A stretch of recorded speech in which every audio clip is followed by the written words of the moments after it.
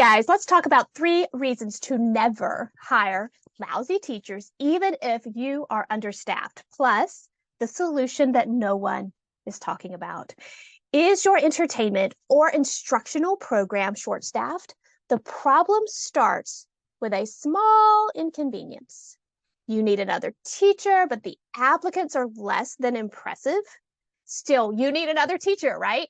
So you put on your rose-colored glasses and sift through the applications one more time. Maybe she'll be better in person than she is on paper, you might tell yourself. Surely he's trainable, right? So he's never stayed at a job for more than 4 months at a time. But this time will be different, right? So the lies we tell ourselves when we need help and we are sifting through applications that are less than impressive. Soon, however, you discover that lousy teachers are actually no help at all. So here are 3 marketing related reasons to never hire unqualified staff members and what to do instead. Here we go. So reason number 1, it's anti-marketing. If showing off the quality of your program is marketing, then placing lackluster teachers in charge of classes for all the parents to see is anti-marketing. Teachers that check their phones, congregate with other instructors, take too many breaks, or just fail to show a genuine interest in their students, those types of teachers, they leave a lasting impression, and it's not good. No amount of technical expertise can make up for those vices. Reason number 2, you are left to smooth things over with unhappy customers. That takes your time, that takes your energy. Often, when parents recognize that their child's instructor isn't up to par, they just quietly leave the program in pursuit of greener pastures. This breaks our entrepreneurial hearts, and it's not great for the profit margin either. Now, others will stick it out and complain.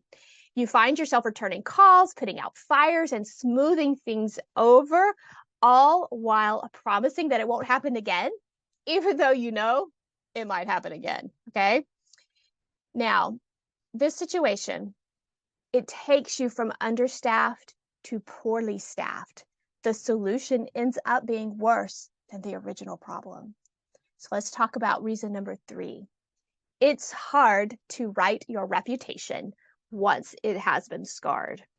Oh yes, let's talk about those online reviews, not just Google and Facebook stars, but those stealth-like mommy group conversations that are undetectable by radar. You can combat public reviews a little bit on Google and Facebook with a professional and caring response that makes you the hero, but there's not much you can do about the other. Once they are released into the universe for anyone to read, there they will remain. So here's what to do about it. Now, I have a little bit of a confession here. I've been doubting my ability to explain how your staffing decisions affect your marketing and vice versa. Initially, it doesn't seem like there's a relationship. So I didn't intend to create this post, but I kept seeing industry videos, podcasts, etc. on this topic, and none of them address the core problem that many of you may be facing. The hiring pool is narrow and shallow, and the more unique skills required for the job, the more narrow and shallow it becomes. So if you need 15 skilled gymnastics coaches to cover your program, but only 10 of these unicorns even exist within a 20-mile radius of your gym, you can offer applicants the moon, and you still won't be able to hire 15 coaches, only 10. So what are you going to do? You can offer pay rate increases, bonuses, incentives, and oodles of positive reinforcement, but still come up short-staffed and more frustrated because you did all the things, right? So fingers crossed that my word-smithing skills are adequate enough to further explain what I'm talking about. Here's the truth. There is a true and legitimate staffing shortage. Not enough people who want to actually do the work. The service industry is being seriously affected, and the problem not going away. That's my personal opinion. I hope that I see some steps take place that will convince me that the problem is going to change. I just haven't seen those sorts of solutions put into motion. So, most activity center owners still have trouble filling all of their available positions despite using these popular strategies: online job postings, university job boards, social media ad campaigns, reaching out to professors who teach in related fields like kinesiology, education, art departments, increasing your pay rate, and offering flexible schedules.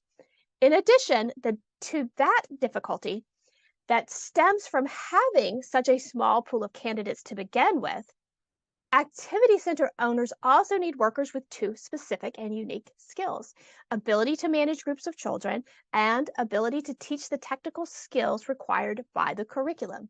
Now, I know that this all sounds like gloom and doom, but it's really not. You just have to go back and solve this problem from a different perspective. Keep reading or keep listening to learn how. There are a few steps. Step number one is to determine what programs make up the bulk of your revenue. Now, a social media poll suggested that recreational classes provide up to 96% of the actual program profit. That's self reported, not necessarily 96% of the revenue, but of the profit. Okay, a little bit of a different number. Therefore, it's those classes that our next steps are going to focus on. Chances are the majority of customers are not there for the specific technical instruction related to the sport or activity that you specialize in. They are likely using that instruction to achieve more important benefits such as fun, social interaction, fitness, artistic development, teamwork, confidence building. They are simply using what you teach as a tool to achieve those bigger goals. Now, look at your program from this perspective and ask yourself, am I really selling dance classes, piano classes, cheer classes, writing lessons, art lessons, or am I selling a fun, social, goal-oriented experience? Here's another question to help illustrate this point for you. Can you cook a hamburger better than McDonald's? Yes, everybody can. So is McDonald's really in the burger business, or are they actually selling something else? I'm not saying that you should ditch your primary program, but I am suggesting that you look at your program and determine which portions of that program require those highly skilled technical teachers and which parts of that program require the ability to manage groups of children without the additional technical skill requirement. You've just made your hiring pool significantly bigger. All you have to do is repackage those programs from a marketing perspective so that you are continuing to create the right message that will still focus on benefits that parents already want to buy and represent those programs accurately and honestly. Now, step number 3, brainstorm other activities that complement your program. This is the fun part. Let's enjoy these examples. Number 1, gymnastics parents' night out becomes all-star parents' night out. If your gymnastics coaches are stretched too thin, you can staff the event with physical education students, former high school athletes, recreation therapy students, all sorts of other staff that you can bring in to make it a successful event. Number 2, a beginner dance camp becomes creative movement camp. Add a few theater enthusiasts to your teaching roster and alternate dance sessions with theater, improv, yoga, or imaginative play.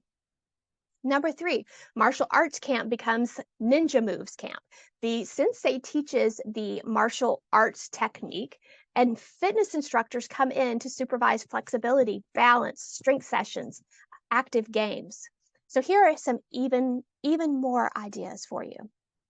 Music teachers leading rhythm activities, guitar players who do sing-alongs, firemen who do safety demonstrations complete with lights and sirens, pediatric occupational therapists who lead sensory play activities, balloon artist demonstrations.